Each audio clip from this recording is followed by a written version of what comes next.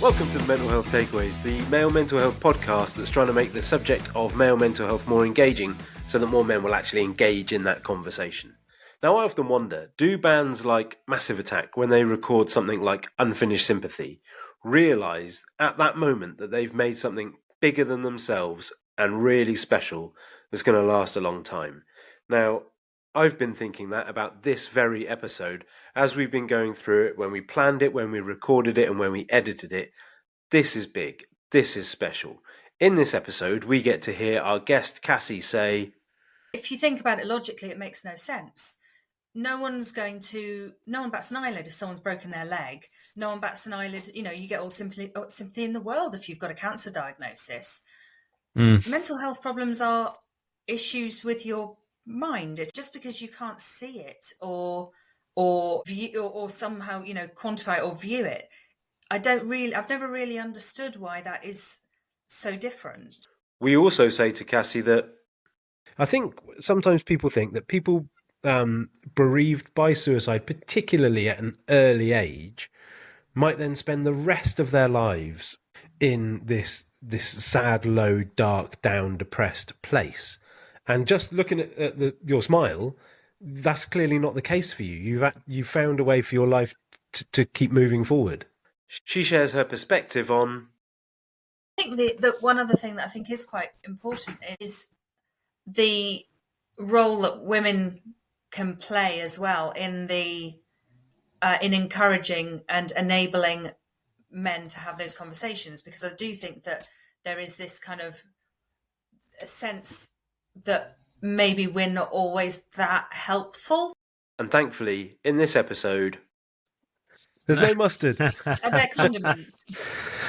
It's a great episode. It's an incredibly important episode. We hope you enjoy it, learn from it, and share it, because someone out there needs to hear this. Okay, right. Cassie, thank you so much for coming on the show. And as you're aware, we always kick off the show talking a little bit about takeaway choices. We find it's just a nice way in. It's just something, nice and general that we can all talk about. So if you were going to order a takeaway this evening, what would you be ordering? Who would you be ordering for? So when I order a takeaway, it would be for myself and my two minions, who are 11 and 12. The takeaway choices when they are involved are very contentious because they have very different favourites. So in choosing a takeaway, generally speaking, it almost feels like I'm also choosing my favourite child of the evening, because my daughter will invariably choose sushi because she has quite sophisticated tastes, actually, and also very expensive ones. So that would be where she goes, and my son would always every single time choose a burger. Nice. But not your cheap rubbish. He'll choose again somewhere that costs an arm and a leg, and you end up with like a massive bag of random spicy chips in the bottom of your thing that nobody wants to eat. Ooh, I'd like the spicy chips. So, they're delicious, but there's just always too many. So tonight, essentially, which one was my favourite child today?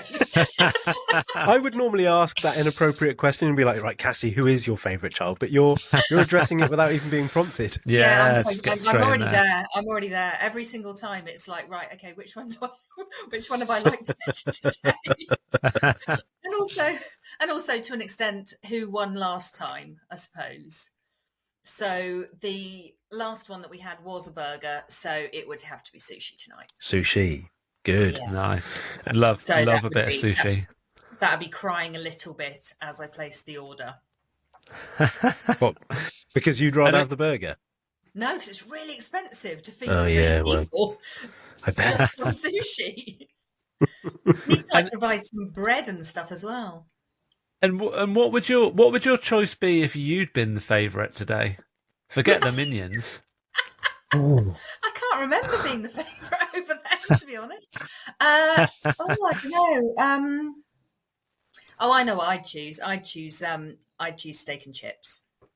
Oh, That's nice. Ooh. Hang on a root and toot minute. Can you get takeaway steak and chips? Yes. This is a revelation to me. Yes. So I live out in the sticks, nearish to you, Cassie, but in the middle of nowhere at the same. But also in 1980 as well, or Well, Do this you is not have just a Deliveroo situation going on up there? no, doesn't reach the village. No, we don't have any of that. So we have a limited choice. Although there's an ice cream van that does fish and chips now that comes to the village every Monday night. But that's by the by. I was just excited that you can get steak and chips. Strong. And actually, yeah, and decent steak and chips as well. Ooh, nice. I mean, Anyways, cool. I don't Sorry, Brad. That's quite good. Yeah, Yeah, no, so that's what I would do if it was just me. Cassie, if we can move on to you've mentioned there you and the two kids. Brad and I and you obviously know that the theme of this episode before the time of recording. You haven't mentioned a partner in that. Are you able to give us an overview of what the story is there? Yeah, there's no point feeding him. Oh my God. You warned me that you had dark humour. Didn't see that coming. I can get worse. Oh, I mean, please do, because this is your opportunity to speak as you see fit. Like Brad and I really don't feel as if we've got the authority to tell you this is how you've got to talk about your experience. How you talk about your experience is how you talk about your experience. Yeah, we just think it's important that we do talk about them.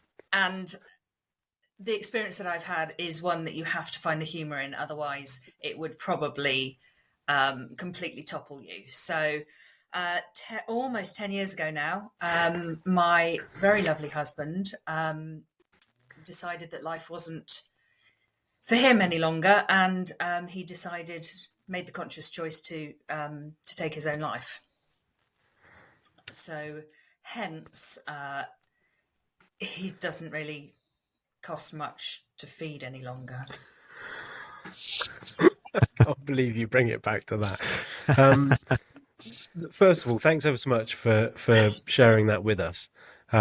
We had a little pre-recording conversation a night or two ago. Would you mind just giving the listeners a little bit of a recap of, you said it was 10 years ago, what the nature of your relationship was, and then how things have been since then?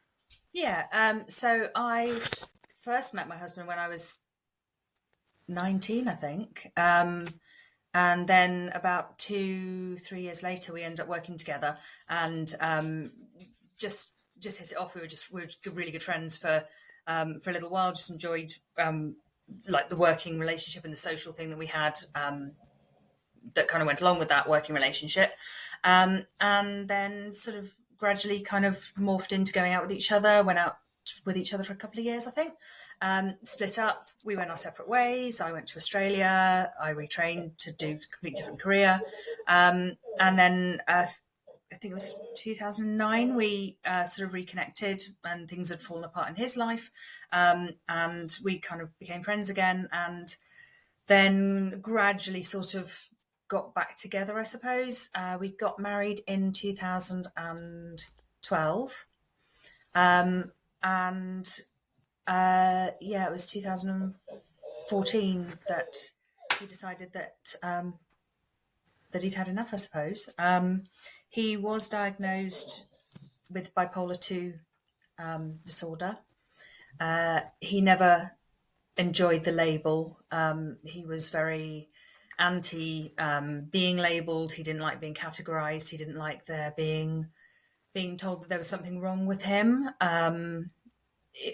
He didn't like the medication at all because it made him put on weight, and he said it kind of dulled his senses, and he had quite a difficult and very responsible job, and obviously he was worried that impacted his ability to do his job well. So there's sort of lots of things going on, and in the end, it's. I can only put what happened down to he was diagnosed with, really, because otherwise there is no possible sense other than that. Can I just ask you a question, Cassie, there? When you said about he was worried about the impact of that, was that to do with the medication, or was that to do with the any sort of stigma attached to the bipolar? All of the above. All of the above. All of it. So, and anything that went hand in hand with that diagnosis was something that made him very uneasy and unhappy, and he didn't want to go there. Really didn't want to admit it. Didn't want people to know that was what was going on. I mean, there were people who. Sorry, my dog's whinging at me. Shush. There were people who were, who would consider themselves pretty close to him, who were never told. Until afterwards. So he was, it was a very private thing for him. And obviously the weird thing was, I think the diagnosis caused as much discomfort and uneasiness as the disorder itself. Yeah. Because, he was worried about the judgment. He was worried about people thinking he couldn't do his job properly if they knew. It was, there's a huge amount of stuff that goes hand in hand with that sort of diagnosis. It's so interesting, isn't it? Because I mean, the very reason behind this podcast, behind this episode specifically, is to help try and challenge the stigma around this sort of stuff, isn't it? And so I just thought it was interesting when you made that comment that actually that was a big part of the problem for him, that actually was battling the stigma and I guess to a degree kind of facing the embarrassment of it. And I think one of the things that jumps out at me there is I think everybody has demons that they battle, whether they've got something that's diagnosed or just in life in general, because we often have a view of or a fear of people making judgments about us, whatever we feel about ourselves. And it just seems to be the pattern that actually those negative thoughts prevent us from sometimes seeking help or talking to people or just kind of offloading. It's so damaging, isn't it? This stigma of anything to do with mental health, where it causes people to shut down and not talk to, either professionals or family or friends. Which, just, again, raises the profile of what we're doing and how appreciative we are of you coming on and talking about this with us this evening. Well, and it's always baffled me that there is this stigma attached to it, because if you think about it logically, it makes no sense.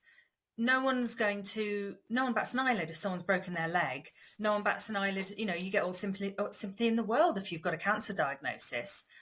Mental health problems are issues with your mind. It is an organ in your body. Just because you can't see it or image it or view or somehow quantify it or view it, I've never really understood why that is so different. I mean, I certainly don't have the answers for you, Cassie. I just want to sort of echo what you said in terms of how it's almost illogical, really, isn't it? That we have these disorders of the mind, but that there's still a physical nature to that. There's still chemical processes going on in the brain.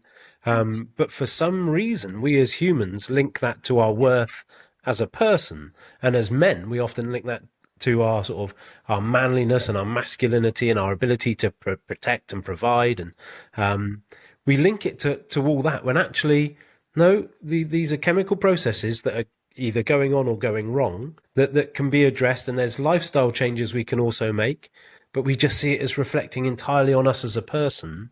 Whereas, like I said, a broken arm, broken leg, a pulled muscle, likewise, cancer or any other physical ailment, we really don't have that stigma surrounding it. I think that's it. It's so true, isn't it? It's almost like we need a bandage around our head, isn't it? Like, actually, if in that scenario, if we had something hurt, physical, everyone would see it and we'd be comfortable with it. As a man, we'd be comfortable having a broken arm or a broken leg. But something worrying us or bothering us or stressing us out, stigma, embarrassment, all of those things. It's like, do we really need to go down the line of bandaging up our heads just to let everyone know we're a bit wobbly at the moment? Maybe that's Maybe we're the way moving forward. towards that. Yeah, Maybe we're moving maybe towards he's like that. flashing light. yeah. Flashing light would work. That, be careful. Just, be gentle with me. Warning. God, that's such an interesting perspective, Brad. That whole kind of other things are often visible to other people, whereas mental health difficulties are far less visible. And maybe if they were more visible, we'd just have to just be out in the open more, and you just have to embrace the fact that, yep, you can see because I'm wearing this or I've got a bandage on my head that actually I'm struggling with this particular difficulty, but that doesn't impact on my worth as a person. One thing I wanted to ask you about, Cassie, you said in your previous chat to Brad and I that there was offers of help because he had a diagnosis. There was offers of support that went alongside the medication, but that there may have been some sort of resistance to engage with that support. And it wasn't the case that there was no support around. It was the case that that support just didn't feel attractive. Is that, am I right in thinking that? He was very lucky in a way, in that because of his particular occupation and his workplace, there was support available through his workplace. But of course, you can never force somebody to accept help. And although I'm aware that they were aware of that there were ongoing issues, and they were aware that there was a lack of engagement, and they were sort of checking in every now and again. He'd done a bit of the sort of therapy side of things, didn't find it terribly helpful, wasn't somebody who opened up easily to somebody else. Certainly didn't feel comfortable talking about issues that made him feel immediately uncomfortable with a complete stranger. And I think that, I could go on and on about mental health services in this country and the fact that I just think they're broken. But I think that you'd have to, I think when you're engaging in therapy, particularly if you're not someone who enjoys that sort of thing, there has to be, you have to commit to it for a length of time, and probably an extended length of time, to be able to build up enough trust in that person that you can, you feel able to open up with them. If, I don't know that sort of, you can have 12 sessions.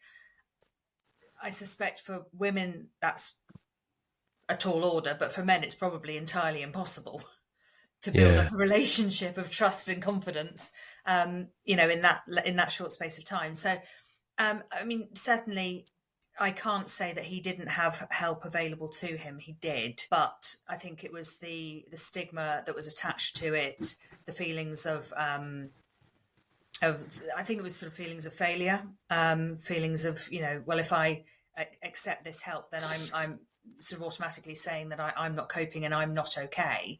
And I think that was something that was just not acceptable to him as a way forward at all. As I say, he'd done a bit of it, and I was never convinced that what was on offer was the right offering for him. Okay. I'm just going to say that echoes a lot of what we've heard previously from men about how about their view around therapy, and their view around therapy being that once you're in therapy, that means you've failed at that point.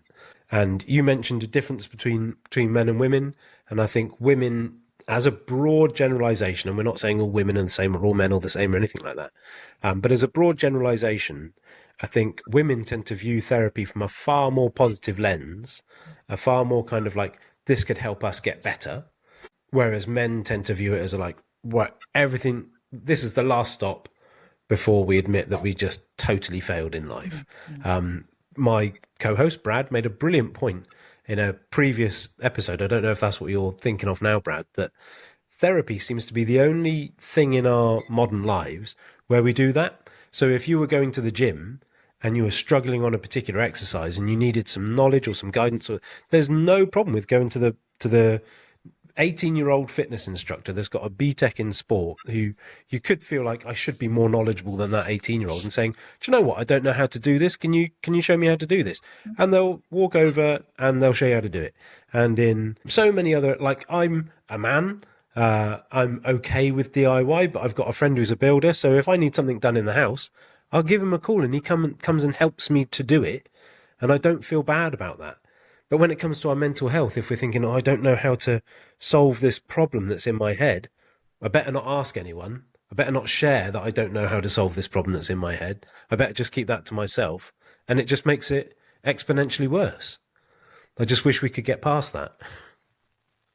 Yeah, I mean, I think that, to be honest, I mean, if we're talking about difference between men and women come at it from we have an easier starting point, because women, when we talk amongst ourselves, if we've got a good band of friends, a lot of the time our friends are going to be genuinely supportive and genuinely kind of, we tend to open up with our friends. And, I spend probably an unhealthy amount of my time sending encouraging memes to my little band of friends and receiving them and kind of, oh, look, that's really funny, that's really sweet.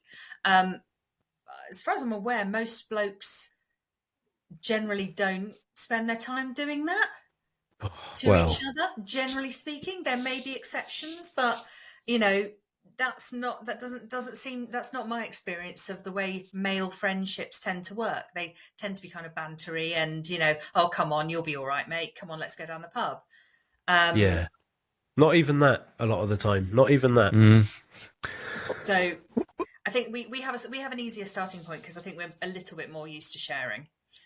And I think that kind of feeds into the masking, doesn't it? That actually, we don't feel there's an outlet to talk about things.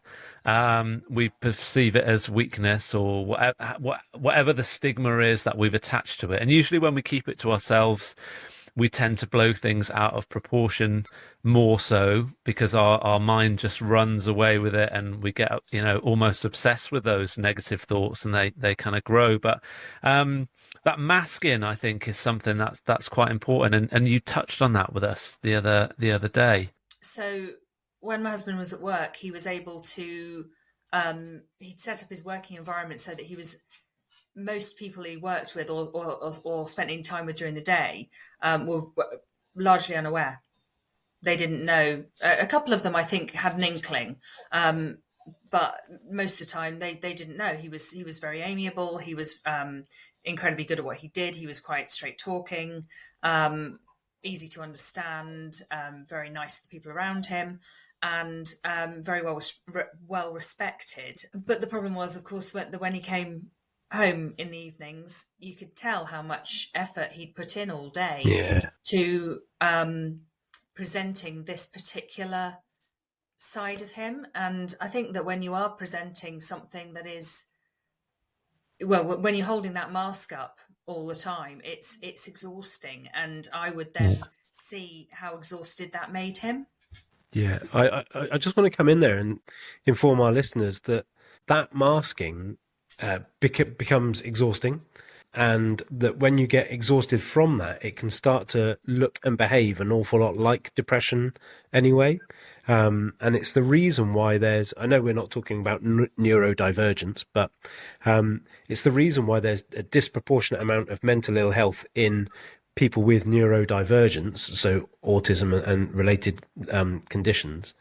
It's because people with that condition work so hard throughout the day to look normal and to present themselves as quote unquote normal, because they can do it. And I actually think men are phenomenal at it as well, that looking great on the outside. I don't mean like, hey, check me out. I just mean looking like everything's going and everything's ticking. I do it at work. I know that at work someone says, can you get that report to me? And I'm like, yeah, no problem. And I'm thinking that is a massive problem. But I mask, and I think lots of men actually do that, sadly, really effectively. But your experience of actually being at home when someone who's been masking all day comes home is a really interesting, valuable one. Yeah, I mean, it was there were certainly occasions where it was a little bit like a bath had been unplugged, I suppose. And it's like, whoa, okay, crikey, this is a lot all at once, but all In right. what terms, Cassie? In what he was saying and how he was behaving? Yeah, it was just. I mean, it was sort of. It wasn't. I mean, of course, it wasn't all the time. It was just. When it happened, it was. You couldn't miss it. It was a sort of avalanche of stuff that sort of poured forth, and would then probably pour forth until about 3 or 4 in the morning. Wow. Okay. And by which time, of course, I was going, I'm not bipolar and I'm really tired. I Yeah. appreciate you've got a massive rush of whatever's going on with you at the moment, but I just need some sleep. Yeah, of course. How ironic. I know we're not focusing on the irony necessarily, but how ironic that he had actually so much to say, and therapy is the place where you go to say things, where the person, I mean, they would say, sorry, sir, it's 3 a.m. now, we really need to end the session, but you would ideally not have the sessions up until 3, 4 a.m. But how ironic that that's the place you go to have to pour out your thoughts, and it could have had a beneficial effect. Can I ask you, Cassie, you talked about you've had therapy, and I wondered what your experience of therapy was, and how that worked for you. So I'd started it actually just before he did what he did, because things were very tough. I mean, there were lots of things going on at the time from lots of different angles in both our lives, and things were difficult. So I'd actually, and I was quite, with hindsight, I was actually quite glad that I found somebody I liked and had a few sessions already, weirdly. And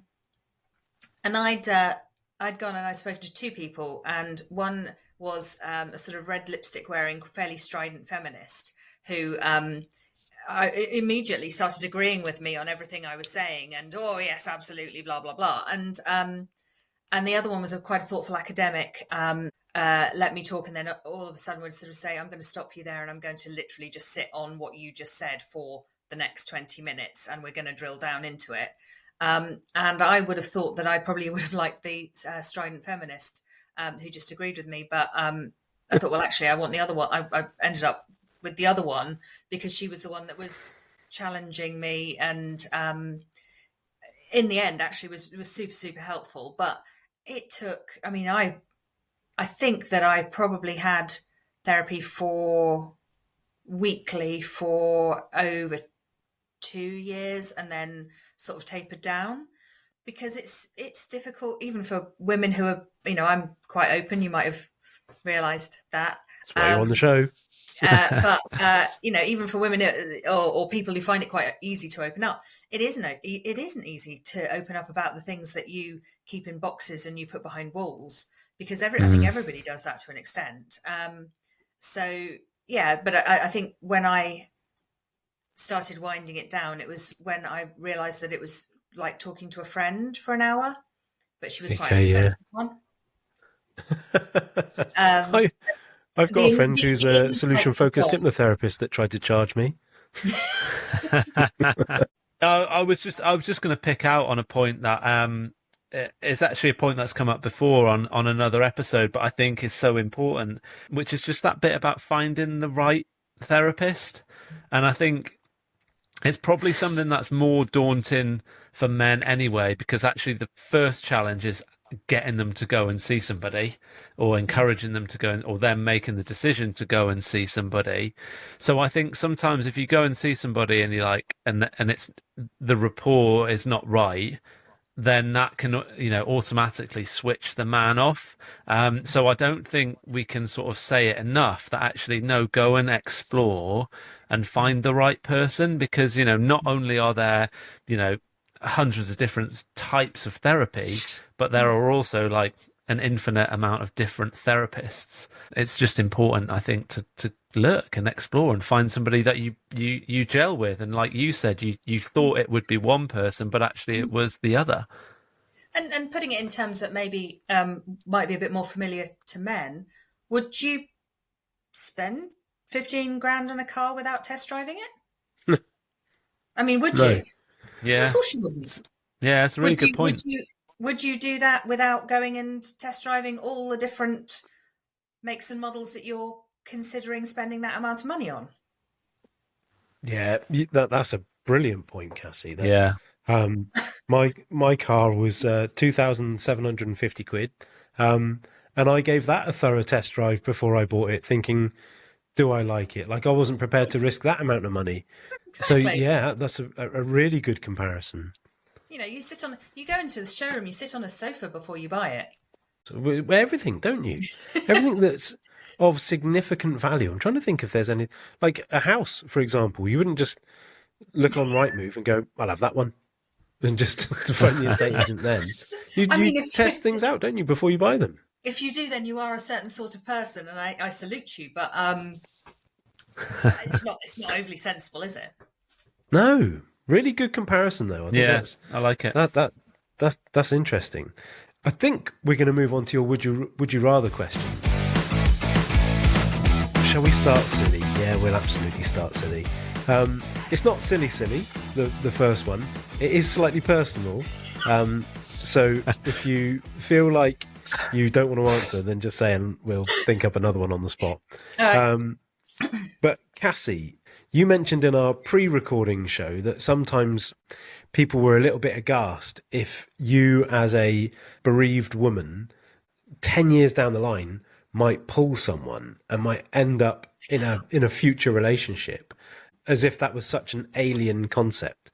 So our first would you rather question to you is, would you rather have your family, and I don't know what your family means to you, it could be just your kids, it could be if you've got siblings or parents or anyone else like that in the mix, would you rather have your family vet the dates that you choose, or would you rather have your friends choose the dates for you? Friends. Oh, why is that? Because I have an absolutely appalling track record. My best friend has literally said that if I ever go out with anybody ever again, I'm not allowed to go on a second date until she's given them the once over. That is dating in 2024. I think it's just dreadful. Plus, you know, in my family, the people who would immediately want to be involved are my children. Yeah. I would suggest you'd need to meet them in order to understand why that would be a spectacularly bad idea. Do you think they'd be vindictive? No, I think that their criteria would probably be fairly eccentric.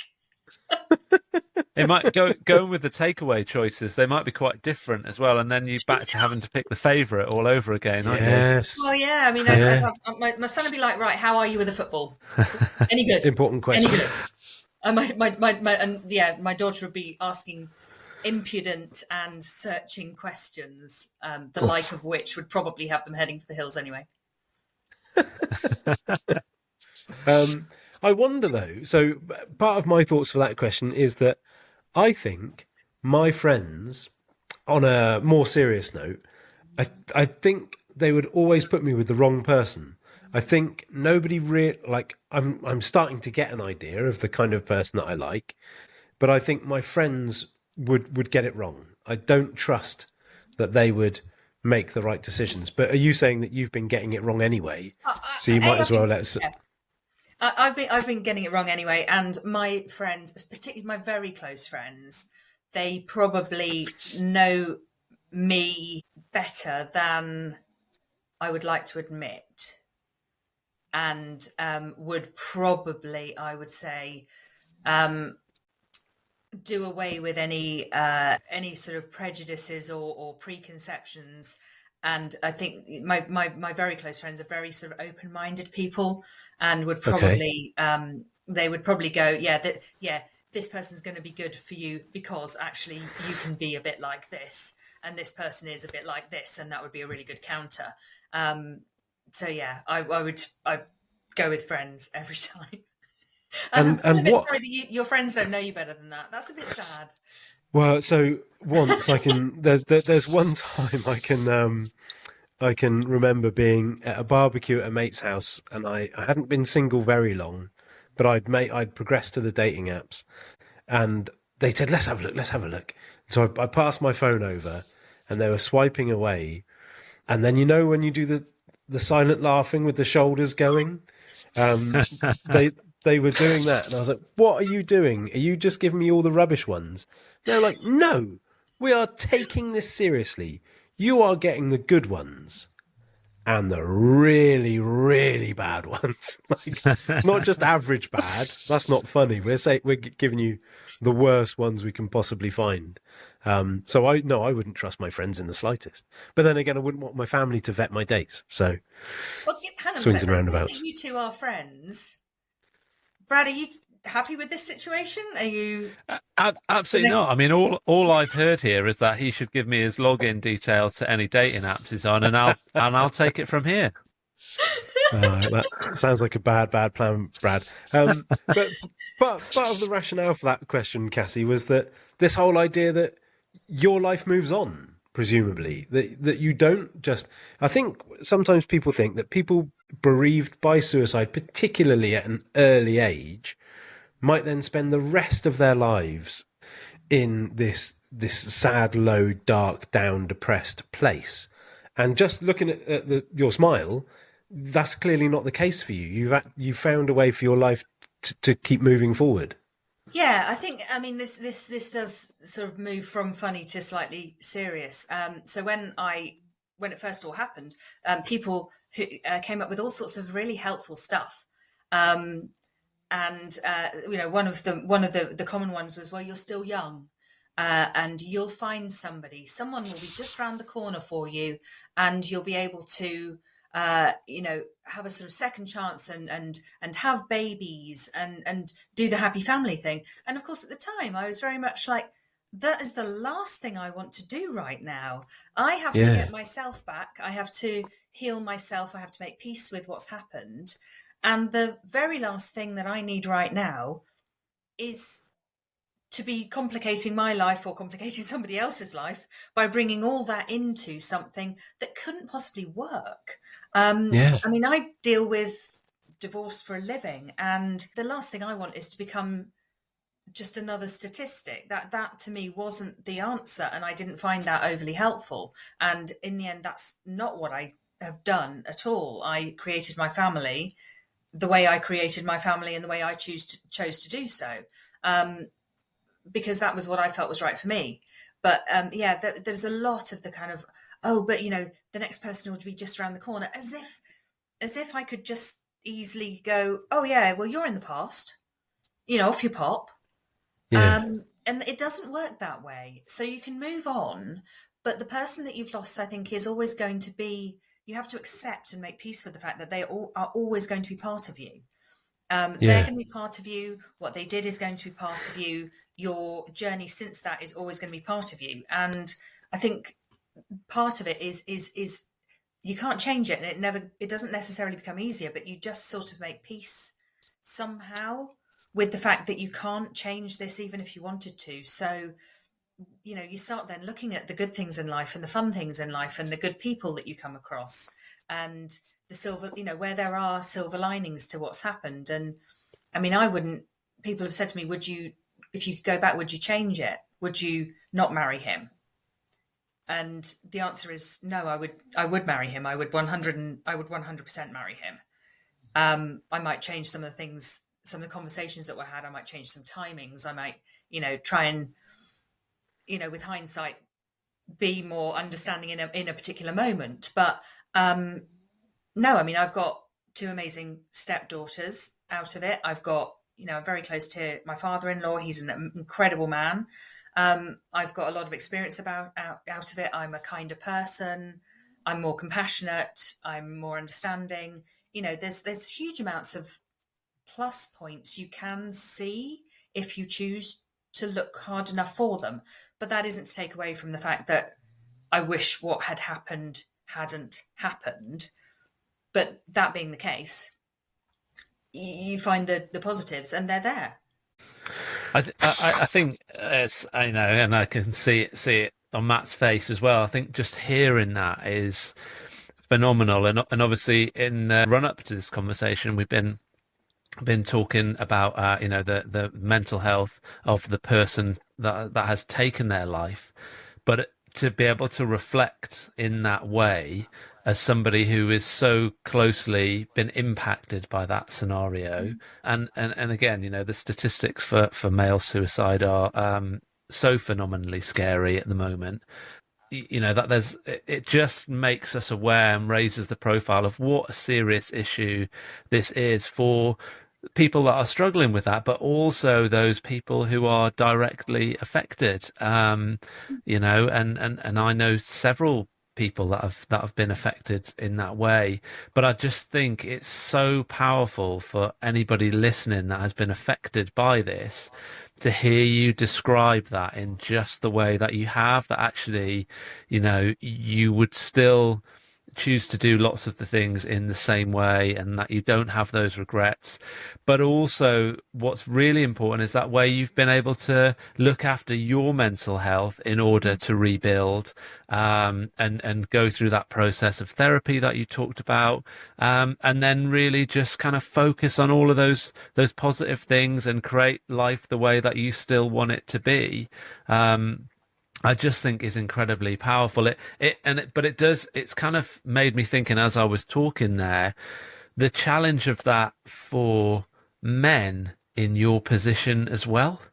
So where they've they've experienced that, whether it be a family member or a partner or relative or whoever, because either way, the benefits of opening up, talking, therapy, whichever side of this coin you're on, are really, really important. And yet, whichever side men are on, we're not engaging in that way. So I'm sure that there will be people listening that are like, wow, that's amazing to hear you talk like that and hear about you say with a smile on your face when you talk about your family and creating the life that you wanted to have. I just think it's a huge step for somebody to come on and talk in the way that you have, and it's just it's phenomenal. It's so impressive. Well, thanks. How are you with compliments, Cassie? You all right with that? But yeah, I mean, this is my normal. I mean, it's nobody else's normal, but it's my normal. It is what it is. But I mean, I think the one other thing that I think is quite important is that, and I will hold my hands up and say that this is all stuff that I've kind of learnt because I've taken the trouble to research it, and I got quite interested in it, of course, is the role that women can play as well in in encouraging and enabling men to have those conversations, because I do think that there is this kind of a sense that maybe we're not always that helpful. There's this kind of Cassie, I'm going to interrupt you, and I always interrupt the guests, and it's such a bad example. And I thought, right, this is the most important guest. We really need to not interrupt her. But there's two more would you rathers, and they're exactly around what we're talking about here. So I want to hear your answers, because I think they'll give us a framework to work around. So we're going to go for the negative one first, but it's not really a negative one. It's just two non-ideal situations. So in any situation, not necessarily bereavement, but any situation, would you rather have somebody tell you that they don't know what to say or do to comfort you? So they want to comfort you, but they're literally telling you, I don't know what to do. Or would you rather have someone be really prescriptive and tell you exactly what they think you should do?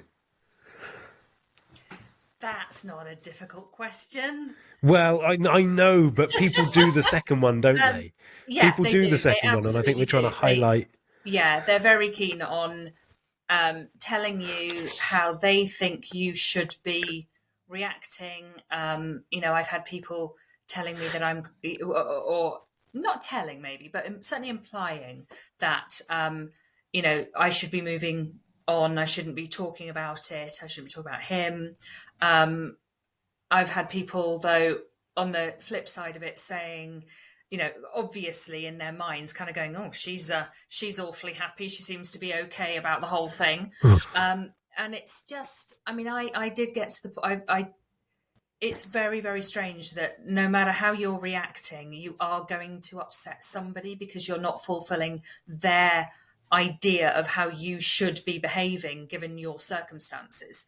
But I did get to the point, really, after getting fairly aggravated by this for a little while, where I just thought, fuck them. Just fuck them. Actually, Oh my God, Cassie. you do not have any right, actually, to judge or to tell me how I should or shouldn't be feeling. You have no idea how I feel at 11:30 at night when I turn the light out. You are not there. You don't know whether the 3 pints in, happy, giggly, I'm having a good time with my friends, whether that is a mask. You've got no idea what I'm going through. So until and unless you have any idea at all, you don't get to judge me. And I don't have to care about what you think. So you've only got power over me if I let you have power over me. So I did get to a point, and as I say, it took me getting quite aggravated with this sort of thing, just to eventually just go, no, fuck them. Yeah. Is that quite liberating? Yeah. I mean, I'm really pleased for you. I mean, I've had... Because people's judgment is completely weird. I mean, I've had people moving their husbands away from me like I'm some kind of peculiar widowed barracuda. I don't want your husband. I liked mine. That's the point. This is the whole point of the situation, isn't it? Grow up. Yeah, I've long had something that I call Rule 1, and Rule 1 is fuck 'em. But when it comes to anything, I could use it with other adults around my kids because the other adults knew what my Rule 1 was, and it's what if somebody says or does this? Rule 1. And that just direct people to Rule 1, and it seemed to solve a lot of problems. But also I wanted to pick up that whole idea of, I think sometimes when people don't know what to say or do to comfort a person, because they don't want to feel unskilled, they move away from that person. Whereas I feel I haven't had times anywhere near as tough as the times that you're talking about. But in the tough, everyone has had tough times, and in the tough times that I've had, I found an awful lot of value in the people that just came to me and said, I don't know what to do. I don't know what to say, but I'm here. Yeah. And I wondered if you found that valuable as well. Yeah. I mean, I think that the most helpful people for me were not people who tried to tell me what they thought I should be doing. They were the people that just said, look, I'm going to sit here, and if you want to cry, you can cry, and if you want to scream, you can scream, and if you want to talk, you can talk. But you know what? No matter what it is you're doing, I'm going to stay here and I'm going to sit next to you. And whether that was physically or, or sort of hypothetically, I knew that they were there for what I needed them to be there for, and they were going to be led and guided by what I needed. And actually, those people are the people that have really stuck with me, and a lot of people who were just interested in the drama or hearing about the soap opera or having a bit more information about my life than perhaps the next person. Oh, did she tell you this bit? They've just dropped away. And and good, rightly so. Glad to hear it. And I wonder if, because when we spoke the other night, we almost talked about the whispers, didn't we? Which again just seems to be a big part of this, and why it's so valuable that you've come on to talk about this, because I think that's almost highlighted in the reactions of the people around you as well, because this is such a taboo subject that nobody openly wants to talk about. Well, how on earth is somebody that's struggling with thoughts like that supposed to go and approach somebody if nobody that is around them is willing to talk about it? And again, so it's massive that you're coming on to talk about it, because people don't understand, and unless you've been directly involved or impacted in that scenario, of course we don't know what to say. So it's I think just the more that we can communicate about it, and for you to put out like, yeah, because some person said this to me, and like, that's ridiculous, and another person said this, like, because people just don't know, do they? They don't want to talk about it, and yet everyone can often have an opinion, which isn't very helpful. But yeah, we just need people to be upfront, honest, and talk, don't we? Oh my God. Where are the takeaways? Where's the rest of this episode? What's happened to everyone? Where have Brad and Cassie gone? Well, it's another episode that's so good, we had to split it into 2 parts to make it manageable chunks. The second part is going to be released on Tuesday, and that is World Suicide Prevention Day. And in that second episode, you're going to get to hear Cassie's answer to her third and final Would You Rather, and we get onto the small matter of what would God have us do? I wasn't joking when I said maybe we've made an episode that's actually a bit bigger than we are. Part 2 of this episode coming Tuesday, World Suicide Prevention Day. Very important. We can't wait for you to tune in.